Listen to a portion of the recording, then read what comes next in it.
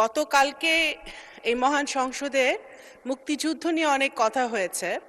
তারপরে আমার মনে হয়েছে যে যেহেতু এই সংসদে আমরা যারা আছি তারা মুক্তিযুদ্ধের চেতনা বিক্রি করি না, ধারণ করি।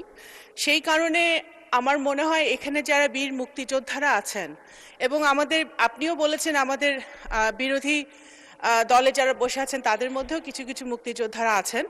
আপনারা তাদের নামের আগে, আমাদের সবার নাম যখন বলা হয়, মুক্তিযোদ্ধাদের নাম, তাদের নামের আগে যদি বীর মুক্তিযোদ্ধাটা বলা হয় এবং তারপরে নামটা বলা হয়, তাহলে মনে হয় যারা ইয়াং জেনারেশন আছে, নতুন প্রজন্ম, তারাও জানতে পারে এবং মুক্তিযোদ্ধাদেরকেও একটা সম্মান দেওয়া হয়। সংসদের ভেতরে যদি আমরা এটা চালু করি, সংসদের বাইরেও এটা আমরা বলতে পারবো, করতে পারবো। ধন্যবাদ। মাননীয় প্রতিমন্ত্রী ইতিমধ্যে মুক্তিযোদ্ধার সংজ্ঞায় কিছু পরিবর্তন এনেছে, যেটি এই সংসদও অনুমোদন দিয়েছে। সেটি হলো মুক্তিযোদ্ধা তিনি যিনি অস্ত্র হাতে যুদ্ধ করেছেন, বাকিরা সবাই মুক্তিযুদ্ধ সহায়ক।